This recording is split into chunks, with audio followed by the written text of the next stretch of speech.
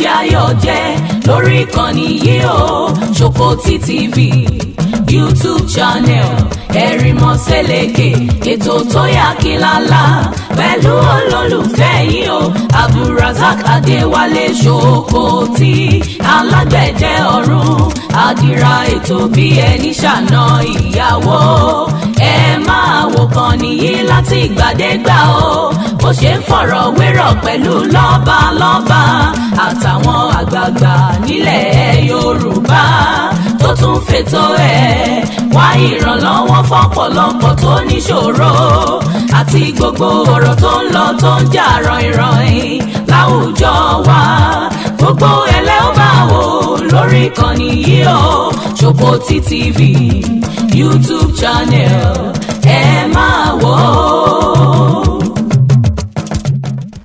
ẹ kú déédé wòyí o ẹ̀yin ọmọ orílẹ̀-èdè kóòtù òjíire ojú òní ti wá o tí wọ́n bá ń pèèyàn ní àbí fúnra rẹ̀ ó yẹ kó pà fún ẹ̀ mọ́ àwa ọmọ kóòtù òjíire àwọn nǹkan kan wà tó máa ń dẹ́rù bà mí lórí ọ̀rọ̀ wa tó máa ń dẹ́rù bà mí náà ni pé gbogbo nǹkan sùúrù kì í ṣe gbogbo nǹkan ni sùúrù tún ṣe gbogbo nǹkan kọ́ ni agídí bàjẹ́ èyí tó bá yẹ ká lò fúnra wọn tó bá yá àwọn èèyàn máa pariwo pé èmi I am tribalistic I am this I am that àtúnrọ́ ọmọ Yorùbá náà tí ó tún máa sọ èmi adé àtẹ̀mí èdè déédéé gbó màá rí àti sí nǹkan kan ni ẹ dákun torí Ọlọ́run gẹ́gẹ́ bí ọmọ Yorùbá àtàtà mo fẹ́ wo ọmọ Yorùbá tí eléyìí bá lára mọ́ ẹ dákun torí tọ́lọ́run mo fẹ́ kí gbogbo wa kádìjọ wà ní péèjì kan náà mo wá fẹ́ kẹ́ ẹ farabalẹ̀ ọmọ Yorùbá tẹ́lẹ̀ yìí bá lára mu kó sọ̀rọ̀.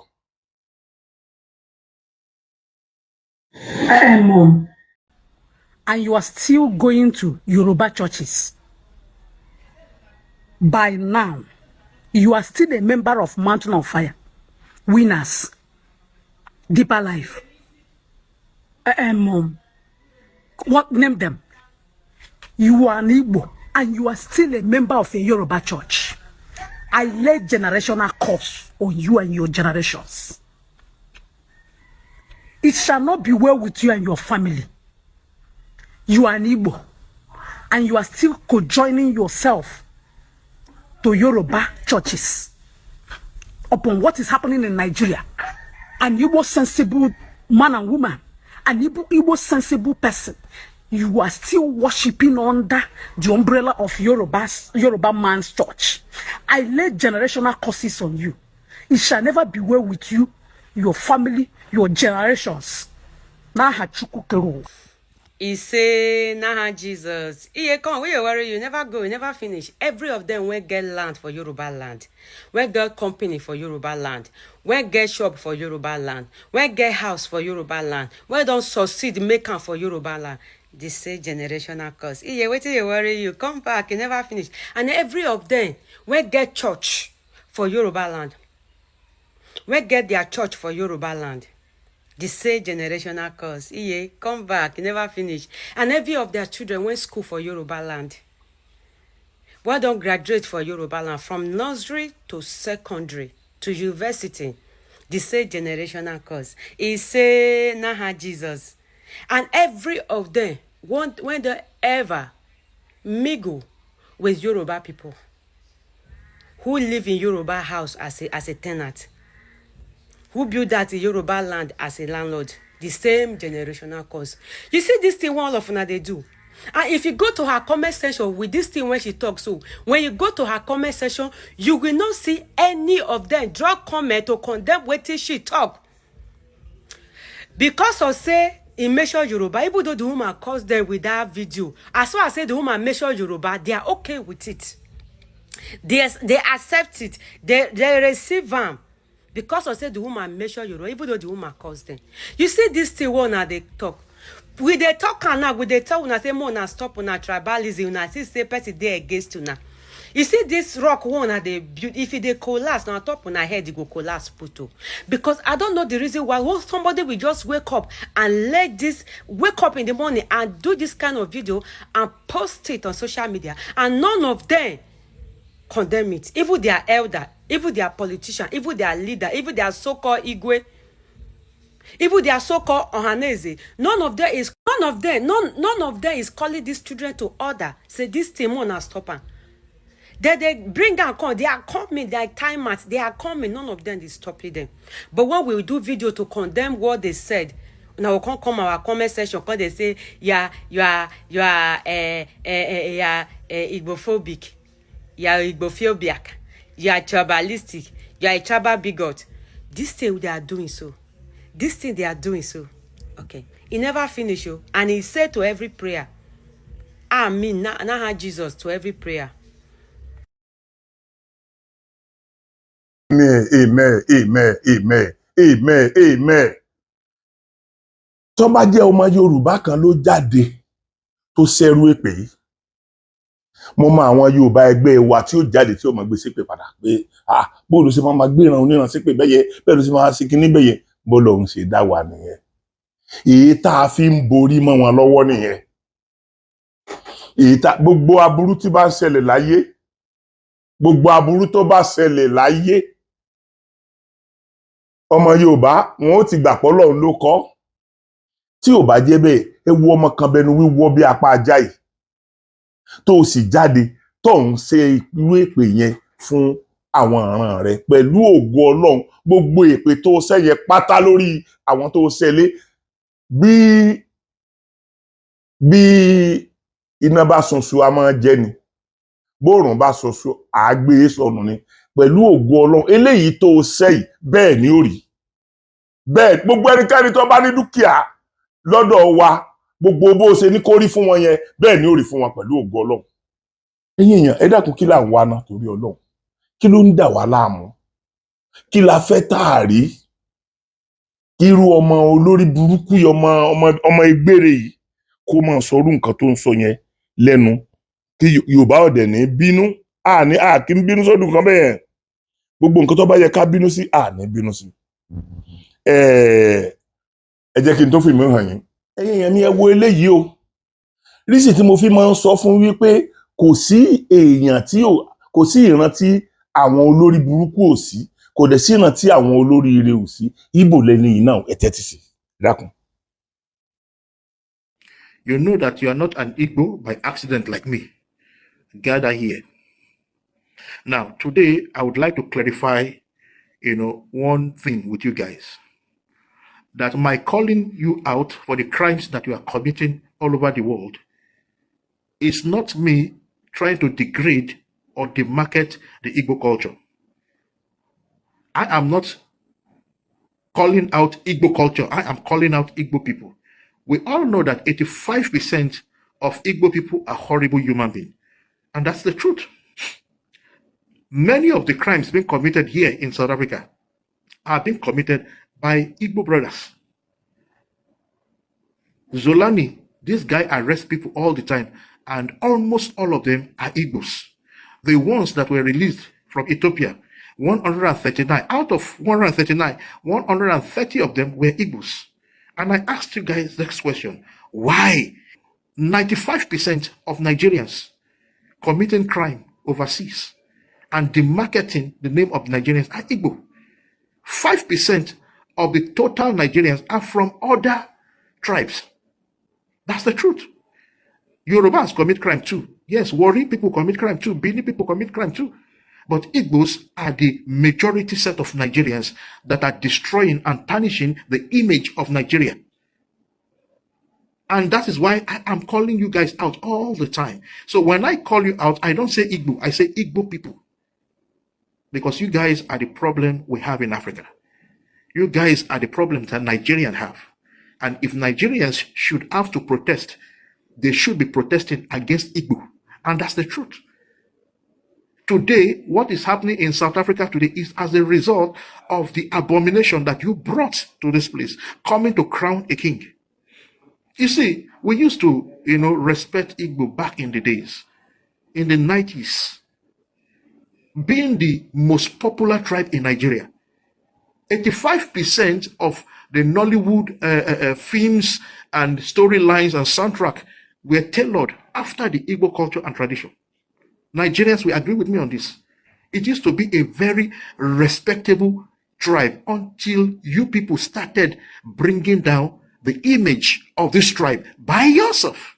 When you came to another country to plant your king, what were you thinking was going to happen to the image of Igbo? It shows that, Igbo people has no respect for culture and tradition. When you show the world not to have respect for culture and tradition, what do you expect the world to say about you? How do you expect the world to see? How do you expect the world? What do you expect the world to say?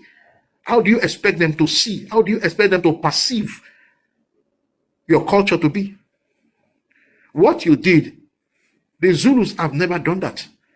And that is why when you see Zulu in London, when you see them displaying their culture and tradition, everyone will gather. When you see Yoruba displaying their culture and tradition, everyone will gather, because they are not common. They don't go to territories where they are not invited. They don't commit abomination. See, when you commit abomination in the name of Igbo culture, make the tribe to become weak and powerless.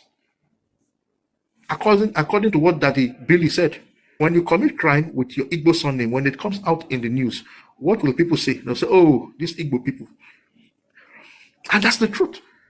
The crimes and abomination you people are committing all over the world is what has degenerated. It is what has destroyed the sovereignty, integrity of your culture, of your tradition. Your traditional sovereignty, integrity has been destroyed because of what? Because of your lawlessness around the world. And some of this thing is what we are trying to fix. We are not trying to bring down the Igbo name. We are not trying to bring down the integrity of the word Igbo. But we are trying to condemn the Igbo people that are causing damage to the reputation of Igbos. Every ọmọ Ìgbò lẹ́nu tó kọ́kọ́ sọ tẹ̀kejì. A mọ ìran tó jẹ́ ìran bí wọ́n bá lọ rob tí wọ́n kó wọn dé police station tí wọ́n wà látìmọ́lé tẹ́ ẹ bá béèrè lọ́wọ́ àwọn èèyàn wọn you do a business gbogbo crime láyé business ni lọ́dọ̀ ọmọ Ìgbò. Mo máa ń sọ fún yín náà pé àwọn tó dá wà nínú wọn o, because ọmọ Ìgbò lẹ́nu tó ń sọ̀rọ̀ yìí náà o, tó ń jẹ́ ká mọ̀ pé àwọn làwọn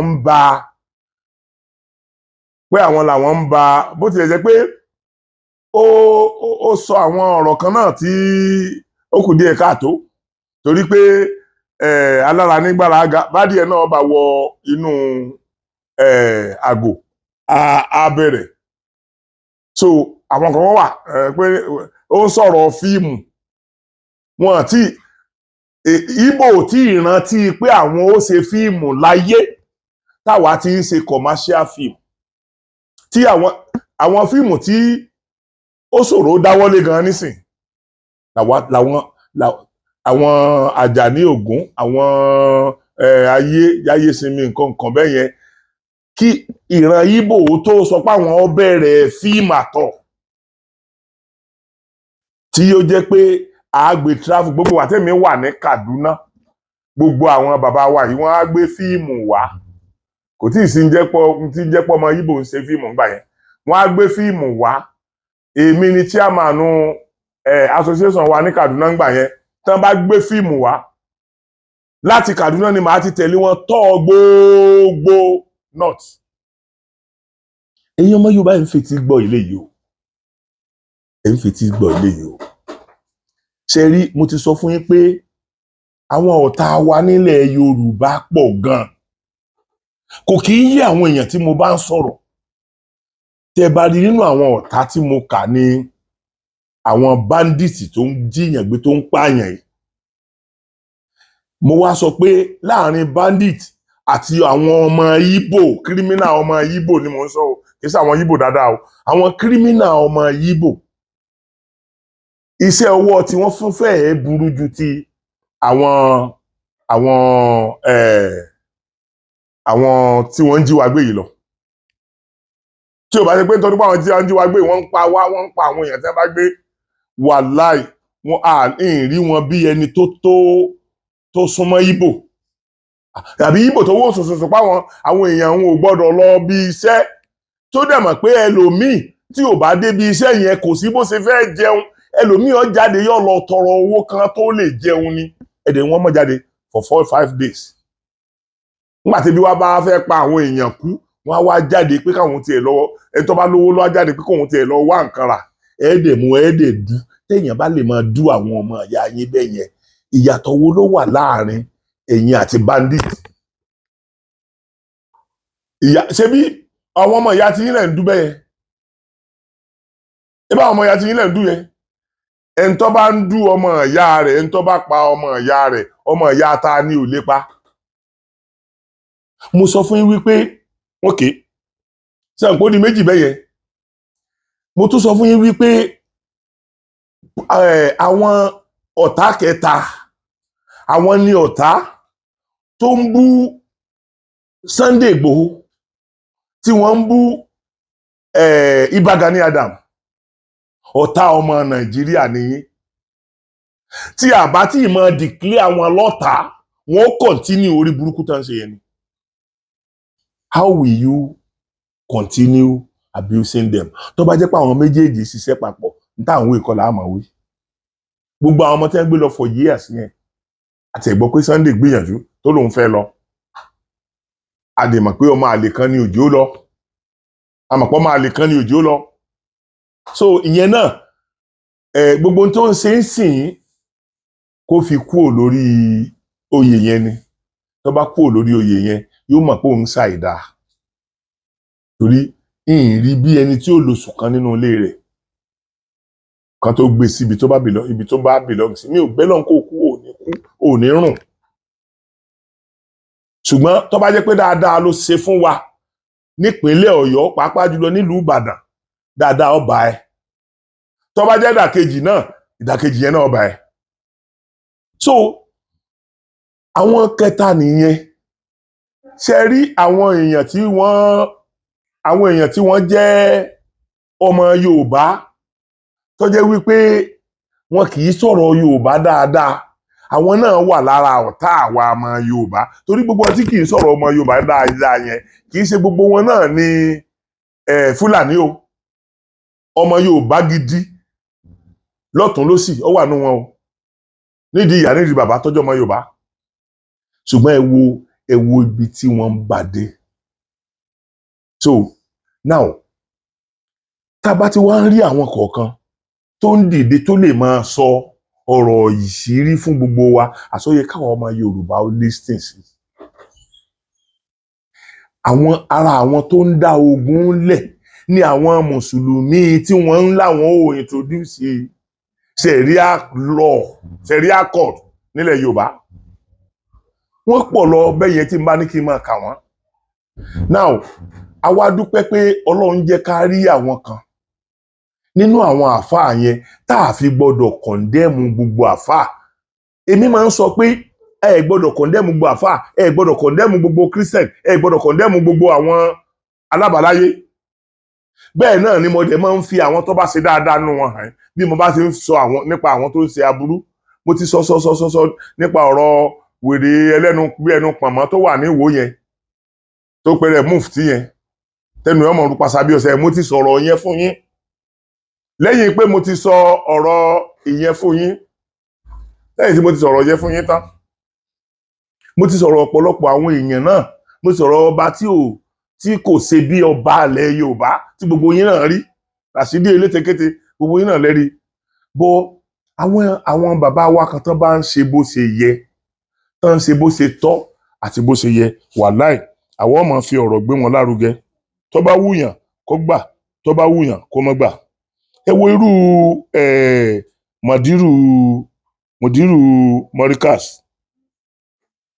mọ̀dírù Morikas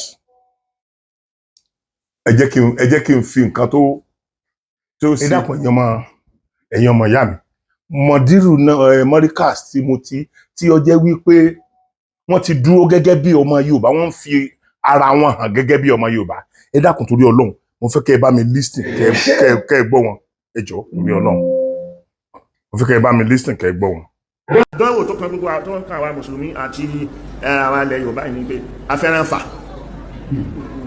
ìfà nǹkan bá ti pè lọ́fẹ̀ẹ́ afẹ́rẹ̀ so ọ̀fẹ́ wá tí wó ọ̀fẹ́ Saudi tó sì já sí pé wọ́n ní tí wọ́n ń fi owó yẹn fẹ́ spread 60 Saudi ò ní owó tó ṣe kìí so jẹ́ gbóhùn àwọn wàbíyà yìí owó tí wọ́n fẹ́ fi tán kẹ́ni wọn ká èèyàn kéwú káàkiri tí wọ́n lọ kéwú ní Masari tí wọ́n lọ kéwú ní Algeria tí wọ́n lọ kéwú ní Tunis tí wọ́n lọ kéwú ní Maghrib tálẹ́ni tó dé tó gbégbékú gbédé àfi Saudi náà ìdí tààfin tẹnumọ́ ẹniyẹn ní pé Saudi sọ fún yín tẹ́ bẹ́ẹ̀ bá jókòó jẹ́ gbangba ìta gbangba ni máa ti máa bó yín tẹ́ sí pé gbogbo yín ó ríran rí pẹ̀lú ìdí ni èyí pé àwọn Boko Haram yẹn wọ́n ní marijáù kan tí wọ́n máa tọ́ka sí ìṣẹ̀káwó wọn bá jáde tó bá ń sọ̀rọ̀ a ní àwọn wà lórí manhaji Muhammad bin Abdul Wahhab àti manhaji bin Taymiyyah al-Harrani ibi tó máa rí fásí ní ẹ̀ kí ni manhaji wọn ẹwà ẹgbọ́ ní sí ṣe ẹ̀mọ́ pé ìyẹn mo fi sọ pé apààyàn ni wọ́n Muhammad bin Abdul Wahhab wa Muhammad bin Saud apààyàn ni wọ́n kò sẹ́ni kankan tí wọ́n pa mùsùlùmí gbogbo àwọn tí wọ́n pa ẹgbọ́ ní sí tíra yìí ẹjẹ́ sọ fún wọn ọ wà nù dúrárù sàníyà fi àjíwáti nàìjíríà fi tawhid so tíra ara tí mo sọ fún ẹ ìwọ́n náà wọ́n ní ilé tí wọ́n bá ní ilé kan lọ wá tíra wọn ni tíra Muhammad bin Abdul Wahhab ni ẹ̀ tún àwọn tẹ́tẹ́ lọ́gbọ́ lọ́dọ̀ wọn gan táàfi rí wọn tán so gbogbo ká tí wá rí là ń sọ fún yìí a wà mú sọmọ́ ní àtúnà sí àkáṣọ kúrò lára wọn wàláhì gbogbo yín tí gbogbo kálukú tí ó mọ̀ wọ́n a fẹ́ kí kálukú mọ̀ wọ́n a fẹ́ kẹ́ mọ̀ wọ́n gbogbo ẹni tí ó mọ̀ kẹ́ mọ̀ wọ́n dáadáa alùsùnà wàlìjàmáà àwọn tí wọ́n ń pẹ̀lú àwọn ní alùsùnà wàlìjàmáà dọ́ àdíwọ́n jí orúkọ yẹ gbé ni àníwọ́n jí orúkọ yẹ gbé ni wọ́n jí gbé ni so lẹ́wọ́n ń dalẹ̀ Yorùbá rú ẹ̀ ń da gbogbo ilé àwọn àfáà rú ẹ fẹ́ tú gbogbo táwọn àfáà tí wọ́n dúró lé tí wọ́n ti mọ wàhálà tí wọ́n ti ṣe ẹ fẹ́ túká ẹ fẹ́ wọ gbogbo nílé àfáà ńláńlá kọ̀ọ̀kan kẹ bá bẹ̀jẹ́ kẹ sọ́tẹ̀ dáhùrú ìyẹn làwọn onígbà fún ẹ̀ẹ̀dẹ̀lẹ̀ sọ́lẹ̀ Yorùbá di battleground tẹ́ fẹ́ fi establish ideology tí ó dá tó dárí pé ideology munharifa wa munshaqqa anil Islam kọ́ ó ní wà bí yà ẹ̀ so àwọn onígbà fún ó yé wa jù yín lọ a mọ̀ bí tẹ́ bẹ́ yí aṣọ padà lè ní àáká kúrò ìpé lára ẹ̀yìn yìí ni àwọ̀tẹ́ bá gbéwọ̀ á tù wípé ẹ̀yìn yìí ni adá ìmọ̀ dáadáa bá ti dá àtẹ́lẹ̀ ọwọ́ wa mọ̀ so yóò máa dùn wọ́n wípé àwọn nǹkan tí mò ń sọ yìí àtàwọn nǹkan tá ń tú lára wọn yìí ẹgbẹ́ ìjókòó yìí jẹ́ ẹ̀tàṣà sí àwọn àfá àmà wòyìn àti wòyìn ti pẹ́ kìí ṣe pé àṣẹṣẹ mọ̀ yìí àwọn gbàtẹ̀ bẹ̀rẹ̀ sí dìde tó ẹgbẹ́ gbogbo lẹ́kọ̀ọ̀kan àwọn nǹkan tí ó da àtàwọn àìdíà tó já sí pé fàtáwá tó ti outdated lọ́dọ̀ àwọn tẹ́ ti gbà wá tẹ́lẹ̀ ti lọ́kẹ́ torí pé àdánwò tó kan gbogbo tó ń kan àwọn mùsùlùmí àti àwọn ilẹ̀ Yorùbá ní pé afẹ́ràn fà ìfà nǹkan lábá ti pè lọ́fẹ̀ẹ́ afẹ́ràn so ọ̀fẹ́ wá tí wó ọ̀fẹ́ Saudi tó sì já sí pé wọ́n ní tí wọ́n ń fi owó yẹn fẹ́ spread 50-60 Saudi ò ní owó tó ṣe kìí so jẹ́ gbóhùn àwọn wàbíyà yìí wọ́n lè lówó tí wọ́n fẹ́ fi tán kẹ́ni wọn ká kéwú káàkiri tí wọ́n lọ kéwú ní Masari tí wọ́n lọ kéwú ní Algeria tí wọ́n lọ kéwú ní Tunis tí wọ́n lọ kéwú ní Maghrib tálẹ́ni tó dé tó gbégbé Saudi náà ẹ wo ẹ jẹ́ kí n lọ́ra ẹ jẹ́ stop bẹ́yẹn ẹ jẹ́ kí n stop bẹ́yẹn ṣe rí ọ̀rọ̀ ní bàbá wa sọ yẹn tó bá wá já ya ẹ̀yin kan máa kó gbogbo mùsùlùmí pọ̀ ẹ má kó wa pọ̀ a kì í ṣe nǹkan kan náà Ọlọ́run ti dá àwa mẹ́tẹ̀ẹ̀ta papọ̀ a dẹ̀ ti jọ ń àṣepọ̀ ti pẹ́ àwọn tó bá jó lórí burúkú nínú àwa mẹ́tẹ̀ẹ̀ta ní kẹ́ẹ̀jẹ́ a máa fà jáde ká máa sọ̀rọ̀ pé lórí burúkú eléyìí èé ṣe èèyàn nígbà táwa wà ń kékeré bí ẹ bá ń bọ̀gùn yín lọ lé wọn àjọ lọ a ṣe fàájì a jẹ àmàlà a jẹ gbogbo ẹ̀ ajá nìkan ni mi ò bá wọn jẹ rí so tí wọ́n bá ṣe anything nígbà tá a wà ń kékeré báwa náà bá tún ṣe ọdún iléyá gbogbo wọn wà jẹun lé wa bí àwọn kristẹni bá ń ṣe tiwọn á lọ jẹun lé wọn kí ló wá dé tàdánwò bá ọmọ Yorùbá to this extent. Wọ́n dẹ̀ ń fún wa ní ìyapa ẹ̀ẹ́dẹ̀ gbọ́ síbẹ̀síbẹ̀ náà bá a tún ṣe lọ́pàá ìyapa ẹnu tó yìí náà o wàláì tàláì Yorùbá ò ṣe é fọwọ́ rọ́ sẹ́yìn. Ìdí tẹ́ fi wá mọ̀ pé Yorùbá ò ṣe é fọwọ́ rọ́ sẹ́yìn àwọn tí wọ́n jẹ́ Haúsá Fúlàní gan wọ́n mọ̀ pé ìran wa kì í ṣe ìran aláburú, wọ́n mọ̀ pé ìran tí wọ́n ó fi wé ìran wa nílẹ̀ Yorùbá yóò ní agbára. Gbogbo yín lè mọ̀ pé àwọn àfáà kan wà tó jó lórí pípé mo fẹ́ kí Yorùbá ọmọ ipò tí wọ́n wà báyìí ẹ dákun ẹ gbọ́rọ̀ lẹ́nu àfáà eléyìí náà ọba tó ní àfáà tó ní ẹ gbọ́rọ̀ lẹ́nu ẹ jọ̀ọ́. In southwest Nigeria, the incidence of poverty is 20%. In the northwest, it is 80%. The northeast, it's 80%.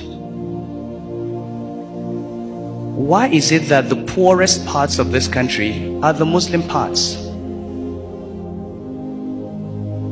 Why is it that in a state that started Sharia in 1999 is not the one that is the most educated state? In fact, how come that in that state in 2017 only 24 children got 5 credits in secondary school?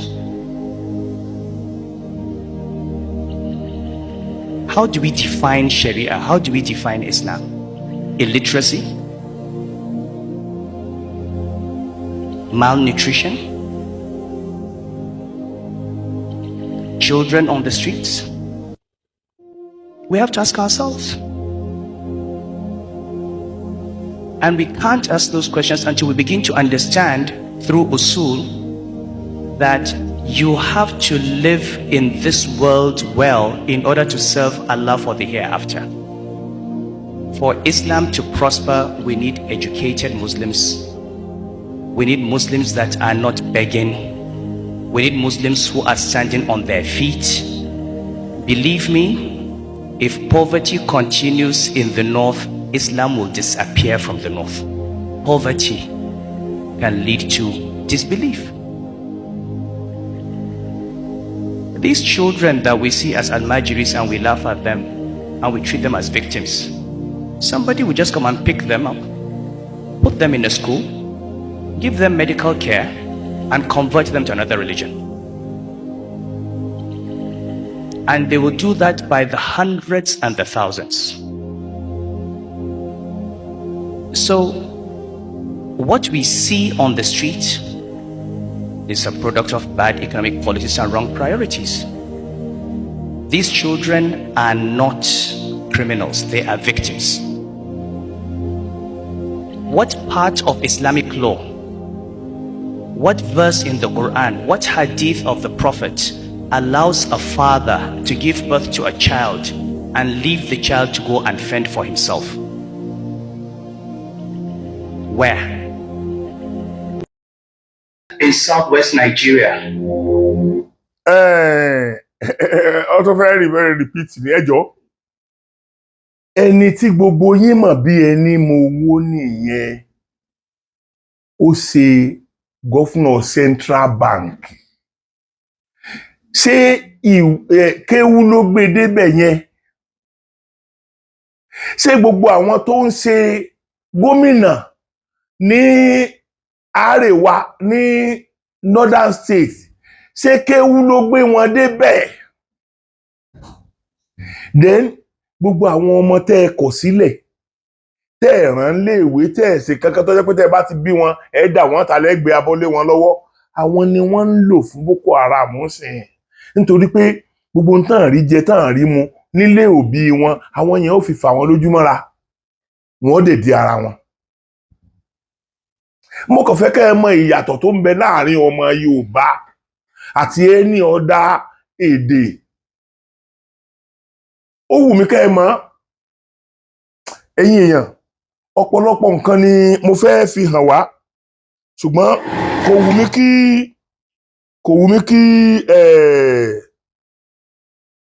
mí kí fídíò yóò gùn jù, kò wù mí kó gùn jù rárá.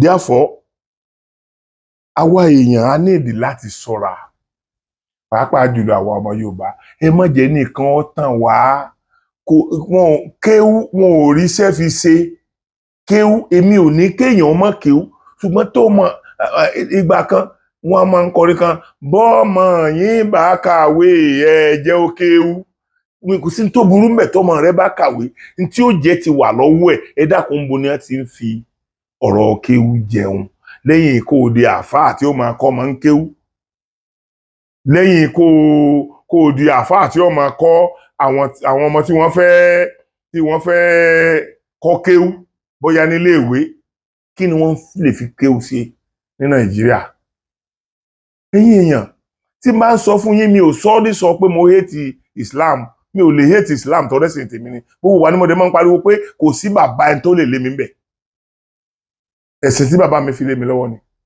now èmi àti àwọn brọ́dà mi MS àjọ sọ̀rọ̀ ọ̀pọ̀lọpọ̀ yín náà lè ti gbọ́ nǹkan tá a jọ sọ ṣe rí tá a bá fẹ́ ogun nílẹ̀ Yorùbá ẹ jẹ́ ká máa pera wa ṣàkíyèsí o kíní yìí ti ń pọ̀ jù o èmi ò sọ pé èmi gẹ́gẹ́ bí mùsùlùmí mi ò sọ wípé òkè o tí kírísítẹ̀nì bá bú àlùkùránì tó gbé lọ èmi ò ní kọ́ ọmọ bù báìbù rẹ o tí kírísítẹ̀nì kan bá dìde tó bá bú ìwọ tó jẹ́ babaláwo tàbí o jẹ́ mùsùlùmí tàbí o jẹ́ kírísítẹ̀nì tí kírísítẹ̀nì kan bá dìde tó bá bú ẹ kì í ṣe kírísítẹ̀nì gidi torí kálukú ló ní ètò ti ẹ̀sìn rẹ̀ ẹ̀sìn kan ò dí ẹ̀sìn kan lọ́wọ́ àfàwọn olórí burúkú ìrankíran tí wọ́n fẹ́ wá introduce àṣà aláṣà fún wa àní ẹ̀ẹ̀ní gbéṣẹ̀ rí àdé ìlú tiwa gbogbo bẹ́ẹ̀ bá ti wulẹ̀ lágbára tó ẹ̀ẹ̀ní gbéṣẹ̀ rí àdé bí pẹ̀lú ògo Ọlọ́run ṣẹ̀ríà ẹ̀ẹ̀ní sọ̀sídì lórí ìsọ̀ríà nílẹ̀ Yorùbá so ní tí wọ́n ń tẹ̀lé láti sọ sí ni nígbà tí èmi bá dìde gẹ́gẹ́ bí mùsùlùmí tí mo bẹ̀rẹ̀ sí wá ní bú gbogbo kírísítẹ́nì tí mo bẹ̀rẹ̀ sí ní bú gbogbo àwọn alábàáláyé ìgbà wo ni gbogbo ọmọ ìyá ò ní di ọ̀tá ẹni tó bá bú wa ni ẹ jẹ́ á bú ẹ ń bá bú ń tá a gbé dání bẹ́ẹ̀ bá bú ọ̀pẹ̀lẹ̀ tó o gbé dání ìwọ náà bú àlùkùránì rẹ̀ tàbí kó o bú bíbélì rẹ̀ ẹni tó bá jáde tó bá bú ọ tó kọ̀ndẹ́mù rẹ̀ èhun ní kí wọn náà ò fèsì ẹ má jẹ́ á kọ̀ndẹ́mù ẹ̀sìn mẹ́tẹ̀ẹ̀ta mọ́ra wa lọ́wọ́ mọ́ tàbí ká máa pé gbogbo wọn tó bá sì remain sínú ẹ̀sìn báyìí olórí burúkú ni ẹ tí ẹ ti bàjẹ́ kó kí la bá débẹ̀ yẹn nígbà tí ó bá ṣẹlẹ̀ tán apá wa ò ní ká nígbà tí ẹ bá sọ mùsùlùmí di ọ̀tá kìrìsìtẹ́nì tẹ́ sọ kìrìsìtẹ́nì di ọ̀tá mùsùlùmí tẹ́ tó wá sọ àwọn ẹlẹ́sìn àbáláyé aláṣà àbáláyé náà tẹ́ sọ wọ́n di ọ̀tá mùsùlùmí àtọ̀tá kìrìsìtẹ́nì nígbà yẹn a ní láǹfààní àti lè bọ́ra wa lọ́mọ́ ibùlẹ̀ wa fẹ́ kó orílẹ̀-èdè Yorùbá sí ṣé àwa tá à ń bẹ lóhùn wípé káwa náà ó tiẹ̀ ní òmìnira ṣé òmìnira wa ṣé òmìnira la fẹ́ fi ṣe ni àbí ẹ rò pé àádọ́ta ara wa nígbà tí mùsùlùmí bá ń kọ̀ndẹ́mù gbogbo kírísítẹ̀nì tí kírísítẹ̀nì kọ̀ndẹ́mù gbogbo mùsùlùmí táwọn méjèèjì tó ń kọ̀ndẹ́mù gbogbo àwọn oníṣẹ̀ṣe ṣe rí èmi á máa sọ tèmi